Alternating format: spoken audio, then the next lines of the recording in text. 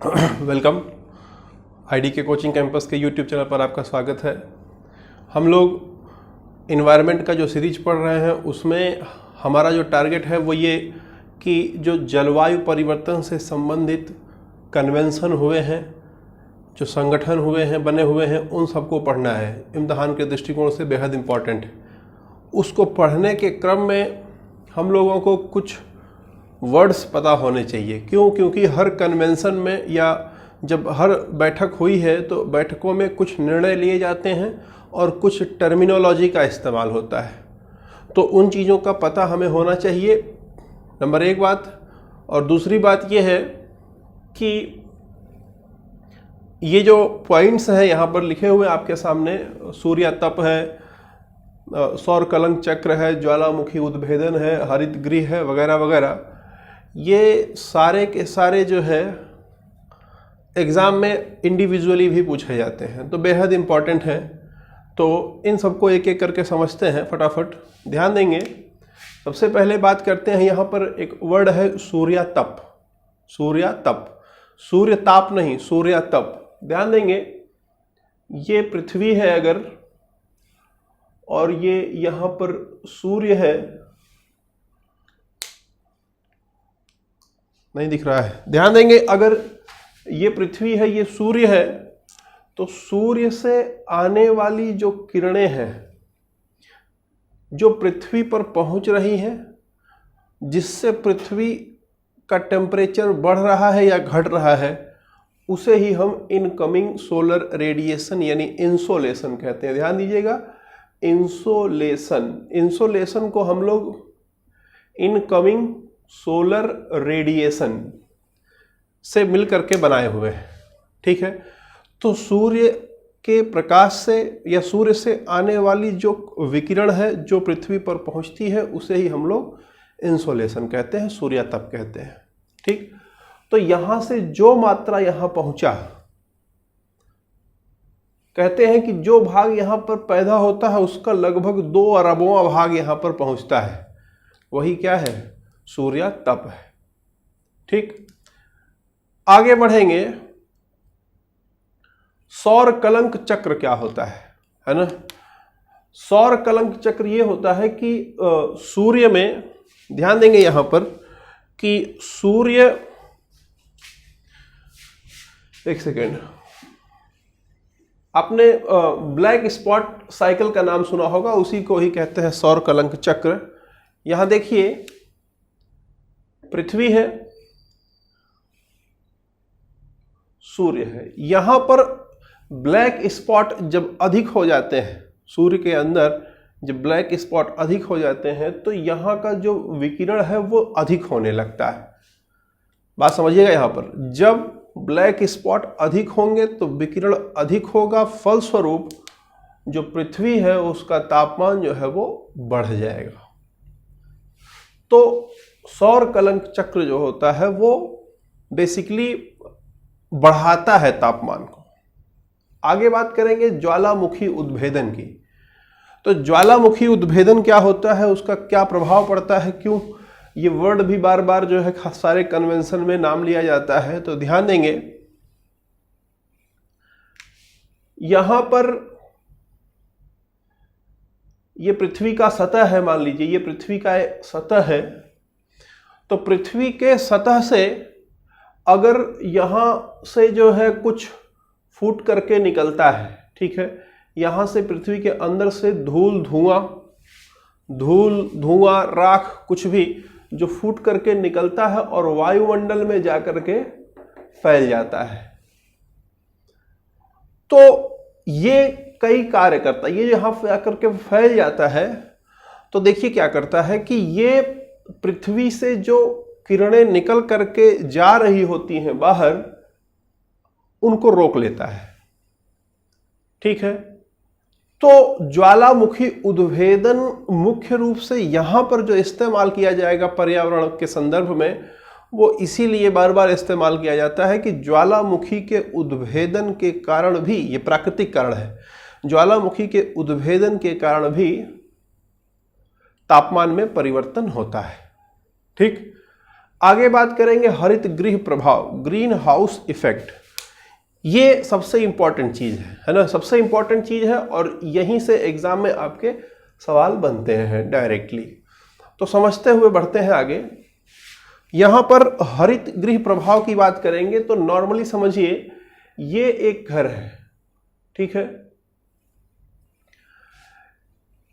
इस घर का टेम्परेचर अगर कम है, तापमान कम है, तो इसको यहां पर अगर तापमान कम है तो इस घर के अंदर कोई जीव जीवित नहीं रह पाएगा, विकसित नहीं हो पाएगा कोई भी जीव, है ना। तो इसका टेम्परेचर अगर बढ़ा दिया जाए तो यहां पर जीव जिंदा रह सकते हैं। ध्यान दीजिएगा, जब पृथ्वी की बात करते हैं तो अगर इन हरित गृह गैसों को निकाल दिया जाए, ग्रीन हाउस जो गैसेज हैं उनको हटा दिया जाए, उनके इफेक्ट को हटा दिया जाएगा, तो ध्यान दीजिएगा इस बात को कि पृथ्वी का टेम्परेचर -20 डिग्री पहुंच जाएगा। ये एवरेज टेम्परेचर पृथ्वी का -20 डिग्री हो जाएगा और -20 डिग्री पर जीवन संभव नहीं है, बहुत कम जीवन संभव है, ठीक है। तो अब समझिए कि ओरिजिनली अगर हरित गृह प्रभाव ना हो तो जीवन मुश्किल होगा, जीवन जी नहीं पाएंगे, है ना। पॉजिटिव नोटेशन में लेके देखिए इसको। तो होता यह है कि अगर इसके अंदर, इस घर के अंदर यहां पर टेम्परेचर कम है तो टेम्परेचर बढ़ा कैसे सकते हैं, ठीक। तो यहां पर कुछ ऐसी चीज लगाएंगे दीवार में, ये जो दीवार है घर की, घर के दीवार में कुछ ऐसी चीज लगाएंगे कि जो आने वाला, जो सूर्य का जो आने वाली किरण है वो तो अंदर आए, लेकिन जब टकराए यहां पर आकर के, टकराने के बाद जब ये वापस जाने लगे तो ये इससे बाहर ना जा पाए। तो ऐसे में क्या होगा, ऐसे में होगा ये कि लगातार किरणें अंदर आएंगी और ये जो अंदर आ जाएंगी टकरा के वापस बाहर जाने का प्रयास करेंगी, बाहर जा नहीं पाएंगी।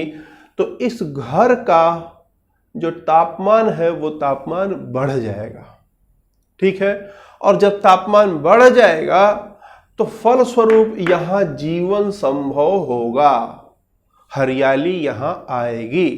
इसलिए इसे ग्रीन हाउस प्रभाव कहा जाता है, हरित गृह प्रभाव कहा जाता है इस कंडीशन को।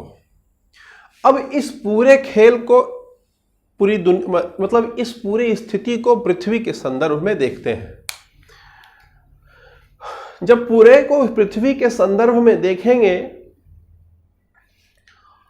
तो ध्यान दीजिए, सूर्य की आने वाली जो किरणें हैं उन्हें सौर्य किरण कहते हैं या सौर्य विकिरण कहेंगे, और पृथ्वी से जो वापस जाने वाली किरणें होती हैं उन्हें पार्थिव विकिरण कहते हैं, ठीक है।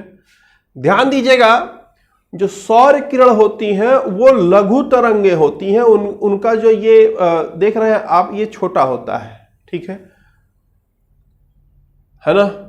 और जो दीर्घ तरंगे होती हैं उनका ये आप देखिए, ये आयाम बड़ा बड़ा रहेगा, ठीक। ऐसी स्थिति में क्या होता है, पृथ्वी के संदर्भ में समझिएगा, अगर यहां पर ग्रीन हाउस गैस पृथ्वी के बाहर वायुमंडल में विद्यमान ना हो तो ये अंदर आएंगे, यहां टकराएंगे, टकरा करके वापस चले जाएंगे। तो यहां का टेम्परेचर जो होगा बोलता है -20 डिग्री के आसपास रहेगा, जहां जीवन संभव नहीं है, हरियाली हो नहीं सकती है। अब क्या है, वर्तमान में क्या स्थिति है कि यहां पर एक तरह का कंबल समझ लीजिए, बोलता है एक तरह का कंबल है हरित गृह गैसों का, है ना, गैस है। अब ये गैसें जो है जब बाहर से सूर्य की किरण आ रही है, ऊपर से आ रही है तो उसको आने देती हैं, लेकिन जब यहां टकरा करके बाहर जाने लगती है तो उसे जाने नहीं देती हैं। ऐसी स्थिति में पृथ्वी का तापमान बढ़ जाता है और जीवन संभव हो पाता है, हरियाली संभव हो पाती है, जिसे ग्रीन हाउस गैस इफेक्ट कहा जाता है, हरितगृह प्रभाव कहा जाता है, हरितगृह गैस प्रभाव कहा जाता है। अब ध्यान दीजिए, लेकिन जब किसी चीज की अति होगी, सीमा पार होगा, तो प्रॉब्लम खड़ा ही खड़ा होगा, है ना। हो क्या रहा है अब कि यहां का टेम्परेचर बढ़ता चला जा रहा है पृथ्वी का। क्यों? क्योंकि यहां पर ये जो ग्रीन हाउस गैसेज हैं ये बढ़ती चली जा रही हैं और मोटी होती चली जा रही हैं। फलस्वरूप क्या हो रहा है कि यहां पर और मतलब पृथ्वी के चारों ओर और तापमान बढ़ रहा है। अब अधिक तापमान बढ़ जाएगा तो भी जीवन संभव नहीं होगा। क्लियर है? तो इसलिए कुछ ऐसा किया जाए कि जो ये हरितगृह गैसें हैं ये कुछ कम हो जाए, जिससे कि यहाँ का टेम्परेचर बहुत ज़्यादा ना बढ़े। समझ आ रही है बात? तो अब इसके लिए तमाम कन्वेंशन यानी तमाम सम्मेलन होते हैं, उसमें तरह तरह के शब्द इस्तेमाल किए जाते हैं। मुख्य रूप से जो ग्रीन हाउस गैस के जो मुख्य तत्व हैं, जो मुख्य संगठन में आते हैं, यानी कि कौन कौन से ग्रीन हाउस गैसेज में आते हैं, उनको देखिए। कार्बन डाइऑक्साइड, जलवाष्प, नाइट्रस ऑक्साइड, मीथेन और फ्लोरीनेटेड गैसेज आती हैं, है ना। समझते हैं फटाफट एक एक करके। सबसे पहले यहां पर जलवाष्प के बारे में समझेंगे। देखिए, जलवाष्प एक ऐसी चीज है जो मानव क्रियाओं से बहुत ज्यादा प्रभावित नहीं होती है, ये प्राकृतिक है। वायुमंडल में जो भी जलवाष्प विद्यमान है वो प्राकृतिक ही कारण से वहां पर विद्यमान है। बहुत कम मात्रा में मानव निर्मित किसी कारण के चलते वहां पर जल वाष्प बना हो। तो जल वाष्प जो है मुख्य रूप से प्राकृतिक कारणों से वायुमंडल में है। काम क्या करता है? ध्यान देंगे, ये एब्जॉर्प्शन का काम करता है, अवशोषण का काम करता है। सूर्य से आने वाली सौर्यिक विकिरण को एब्जॉर्ब कर लेता है। क्लियर? और पृथ्वी से जाने वाली पार्थिव विकिरण को भी एब्जॉर्ब कर लेता है। इस प्रकार यहां का टेम्परेचर ये बढ़ा रहा होता है। लेकिन अनलाइक अदर गैसेस, मतलब और गैसों की तरह नहीं, ये हमेशा विद्यमान नहीं रहता है। कभी है जलवाष्प, कभी नहीं रहेगा। ध्यान देंगे एक बात यहां पर, जलवाष्प पृथ्वी से जैसे जैसे मतलब ऊंचाई पर बढ़ते जाएंगे वैसे वैसे जलवाष्प कम होता जाता है। Point number 1। और पॉइंट नंबर 2, अगर ये पृथ्वी है तो जैसे जैसे भूमध्य रेखा से ध्रुवों की ओर जाएंगे वैसे वैसे जल वाष्प की मात्रा कम होती जाएगी। क्यों कम होती जाएगी? क्योंकि यहां इधर तापमान कम है। जब तापमान कम है तो वाष्पीकरण नहीं हो रहा है, वाष्पीकरण नहीं हो रहा है तो वायुमंडल में जल वाष्प की मात्रा कम रहेगी। ठीक? तो दो बात ध्यान रखिएगा, पृथ्वी से जैसे जैसे ऊपर की ओर बढ़ते जाएंगे, ऊंचाई बढ़ते जाएंगे, वैसे वैसे जल वाष्प कम होगा। दूसरा, भूमध्य रेखा से जैसे जैसे ध्रुवों की ओर बढ़ते जाएंगे वैसे वैसे जल वाष्प कम होगा। ठीक है? ये मुख्य रूप से एब्जॉर्प्शन का काम करता है, अवशोषण का काम करता है। बात करेंगे कार्बन डाइऑक्साइड। बोलता है कि कार्बन डाइऑक्साइड 60%, ध्यान दीजिएगा, बोलता है कि ये जो ग्लोबल वार्मिंग वर्तमान समय में है, या यूं कहें ग्रीन हाउस गैसों का जो इफेक्ट है उसमें 60% इफेक्ट कार्बन डाइऑक्साइड का होता है। कार्बन डाइऑक्साइड गैसें मानी जाती हैं सबसे भारी गैसें मानी जाती हैं। एक तरह से सबसे भारी गैसें माने जाने के कारण ये पृथ्वी के सतह के समीप पाई जाती हैं। ठीक है? पृथ्वी के सतह के समीप पाई जाएंगे। भारी है तो नीचे बैठी रहेगी। सूर्य के आने वाली किरण को ये सूर्य से आने वाली किरणों के लिए ये पारगम्य होती हैं, लेकिन पृथ्वी से परावर्तित होकर के जाने वाली किरणों के लिए अपारगम्य होती हैं। सेम कॉन्सेप्ट है ना? क्लियर हो गया? ये जो कार्बन डाइऑक्साइड है इसके कारण 60% जो पूरा इफेक्ट है उसका 60% इफेक्ट ग्लोबल वार्मिंग का, या यूं कहें कि ग्रीन हाउस गैस का इफेक्ट ये पैदा करता है। आगे बात करेंगे मीथेन की। ध्यान दीजिएगा, मीथेन जो है, मीथेन जब यहां पर होता है तो उसका जो इफेक्ट है पूरे ग्रीन हाउस गैस पर वो 20% इफेक्ट है। ध्यान रखिएगा, सबसे ज्यादा परसेंटेज कार्बन डाइऑक्साइड का है और इसका 20% मीथेन का है। लेकिन सेम अमाउंट में, ध्यान दीजिएगा, कार्बन डाइऑक्साइड और मीथेन दोनों का सेम अमाउंट अगर गैस मौजूद हो, सेम मात्रा में अगर गैस मौजूद हो, तो मीथेन लगभग 20 गुना से 30 गुना ज्यादा इंफ्रारेड किरणें, इंफ्रारेड है ना, अवरक्त किरणें जिसे कहते हैं, अवरक्त किरणों को ज्यादा एब्जॉर्ब कर सकती हैं। यानी कि इनकी क्षमता कार्बन डाइऑक्साइड से अधिक होती है। ये बात नोट रखिएगा हमेशा दिमाग में, होती कम है लेकिन इनकी क्षमता कार्बन डाइऑक्साइड से ज्यादा होती है। क्या करने की? एब्जॉर्ब करने की, अवरक्त किरणों को क्षमता इनकी ज्यादा होती है, इसलिए इनकी कम मात्रा भी ज्यादा प्रभाव छोड़ती है। ठीक, आगे बात करेंगे नाइट्रस ऑक्साइड की। नाइट्रस ऑक्साइड जिसे लाफिंग गैस भी कहा जाता है ना, नाइट्रस ऑक्साइड 6%, यानी कि जो टोटल ग्रीन हाउस गैस का इफेक्ट होता है उसका 6% इफेक्ट नाइट्रस ऑक्साइड गैसों से होता है। आगे बढ़ेंगे, जो सबसे इंपॉर्टेंट है, जो मैन मेड है, यानी जो मनुष्यों द्वारा जो है उत्सर्जित किया जा रहा है अधिकाधिक मात्रा में, कार्बन डाइऑक्साइड वगैरह भी है लेकिन प्लूरिनेटेड गैसें जो है मेन है। ध्यान दीजिएगा, प्लूरिनेटेड गैसें जो हैं वो मुख्य रूप से माना जाता है कि कुल जो ग्रीन हाउस गैस इफेक्ट है उसका 14% यानी 14% ये उत्सर्जन करती है, या 14% ये पूरा प्रभाव डालती है। ठीक है, अब ये ध्यान दीजिएगा सबसे प्रबल और दीर्घजीवी हैं, यानी कि ये वायुमंडल में अगर हैं तो हमें बहुत लंबे समय तक के लिए बनी रहती हैं, खत्म नहीं होती हैं, इनका लाइफ बहुत लंबे दिनों तक का होता है। ठीक है, अब ध्यान दीजिएगा, इसमें सबसे पहले बात हम करेंगे CFC की। आपने नाम सुना होगा, क्लोरोफ्लोरोकार्बन। ठीक है, ये जो CFC है ये एसीज में इस्तेमाल किया जाता था, फिर उसके बाद जो रेफ्रिजरेटर वगैरह है उसमें इस्तेमाल किया जाता था। ध्यान समझिएगा बात हमारी कि ये पहली चीज तो ये ग्रीन हाउस गैस का काम करते हैं, यानी कि पृथ्वी से जाने वाली किरणों के लिए ये अपारगम्य होते हैं, उनको बाहर नहीं जाने देते हैं, पहली बात। दूसरी बात, ये जो CFC था, CFC जो ओजोन परत है वायुमंडल का, उस ओजोन परत को काटने का काम करता था CFC।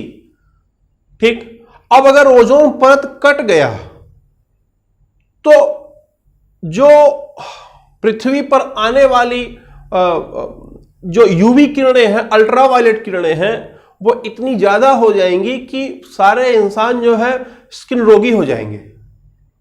ठीक, तो ये जो CFC था उस CFC को बैन कर दिया गया। अब उसके जगह पर एसीज में, एसी या मतलब जो रेफ्रिजरेटर वगैरह है उसमें HFC इस्तेमाल किया जा रहा है। ठीक है, HFC इस्तेमाल किया जा रहा है, CFC की जगह HFC इस्तेमाल किया जा रहा है। ये HFCs ये ओजोन लेयर को नहीं कट करती हैं, हाँ ये ग्रीन हाउस गैस इफेक्ट का काम करती हैं और काफी लंबे समय तक के लिए इनका लाइफ टाइम होता है। ठीक है, दीर्घजीवी होती हैं, यानी कि और जितनी गैसें हैं, चाहे कार्बन डाइऑक्साइड हो, चाहे नाइट्रस ऑक्साइड हो, चाहे मीथेन हो, इन सबसे ज्यादा समय तक ये वायुमंडल में विद्यमान रहती है। आगे बात करेंगे PFCs, परफ्लोरोकार्बन, और फिर उसके बाद सल्फर हेक्साफ्लोराइड। ध्यान दीजिएगा, ये सब मनुष्यों के क्रियाकलाप के माध्यम से ये सारी गैसें निकलती हैं और ये वायुमंडल में जाकर के, वायुमंडल में पहुंच करके ग्रीन हाउस गैस इफेक्ट प्रदान करती हैं। ध्यान दीजिएगा, ये सल्फर हेक्साफ्लोराइड की जब बात करेंगे तो बोलता है कि अगर सेम मात्रा में कार्बन डाइऑक्साइड हो और सेम मात्रा में सल्फर हेक्साफ्लोराइड हो तो कार्बन डाइऑक्साइड की जो मात्रा है वो 100 साल में जितना वो ग्रीन हाउस गैस इफेक्ट पैदा करेगी, यानी जितना टेम्परेचर वो एब्जॉर्ब करेगी, या यूं कहें जितना अवरक्त किरणों को वो एब्जॉर्ब करेगी, उसका 22,800 गुना, यानी 100 वर्षों में जितना कार्बन डाइऑक्साइड करेगा उससे 22,800 गुना ये एक ही वर्ष में कर सकता है। इतना ज्यादा पावरफुल है ये। ठीक है, तो जितने कन्वेंशन होंगे, जितने सम्मेलन होंगे, उसमें इन सब पर कट करने के लिए बार बार ध्यान दिया जाता है, इसलिए बार बार ये शब्द सारे इस्तेमाल होते हैं और बार बार एग्जाम में भी आते हैं। ठीक है, तो इसको ध्यान में रखिएगा। आगे बात करेंगे, यहां पर एक होता है एरोसॉल, है ना, एक वर्ड है एरोसॉल। एक तरह समझिए कि जब हम लोग पराली जलाते हैं या कोयला जलाते हैं या कुछ जलाते हैं, तो आप देखिए कार्बन का छोटा छोटा जो है एकदम रूप उड़ता हुआ ऊपर जाता है। वही जो है वो क्या है, वही एक तरह से एरोसॉल है। ठीक है, ध्यान देंगे ये एरोसॉल दो तरह के हैं, एक वातावरण पर नेगेटिव इंपैक्ट डालता है और दूसरा पॉजिटिव इंपैक्ट डालता है। समझिएगा बात यहां पर, नेगेटिव कौन है, पॉजिटिव कौन है, ये एग्जाम में पूछा हुआ सवाल है और लोग गलत करके आते हैं। ध्यान दीजिए, अगर कोई ऐसी चीज जो टेम्परेचर को बढ़ा रहा होता है उसको पॉजिटिव इंपैक्ट कहा जाता है, पॉजिटिव प्रेशर कहा जाता है, और जो टेम्परेचर घटा रहा होता है उसे नेगेटिव इंपैक्ट कहा जाता है। लेकिन वर्तमान समय में अगर आप देखेंगे तो इसका उल्टा होगा। ठीक है, लेकिन शुरुआत के समय से अगर देखेंगे तो जो टेम्परेचर बढ़ाएगा उसी के कारण पृथ्वी पर जीवन संभव होगा, इसलिए उसको पॉजिटिव इंपैक्ट कहा गया था। तो ये जो एरोसॉल है, जो धूल मिट्टी या धुएं के कण होते हैं, छोटे छोटे छोटे छोटे वायुमंडल में विद्यमान हैं, वो दो तरह का इंपैक्ट पैदा करते हैं। और वो कैसे होते हैं ध्यान दीजिएगा। एक होता है कोयला या तेल जिसमें हाई सल्फर हो, ठीक है, वो जलता है तो जो कार्बन निकलता है वो ब्लैक ना होकर के भूरा कार्बन होता है, और वो जो है जब वायुमंडल में जाता है तो ध्यान दीजिएगा, जब वायुमंडल में पहुंचेगा, ध्यान दीजिए ऐसे, जब वायुमंडल में यहां पहुंच गया, ठीक है, एरोसॉल, तो सूर्य से आने वाली किरण को ही वापस परावर्तित कर देगा, इसको अंदर आने ही नहीं देगा, अंदर आने ही नहीं देगा, परावर्तित कर देता है। तो जो परावर्तन का काम कर रहा है, तो जाहिर सी बात है पृथ्वी का टेम्परेचर कम कर रहा है, तो इसलिए इसे नेगेटिव इंपैक्ट माना गया।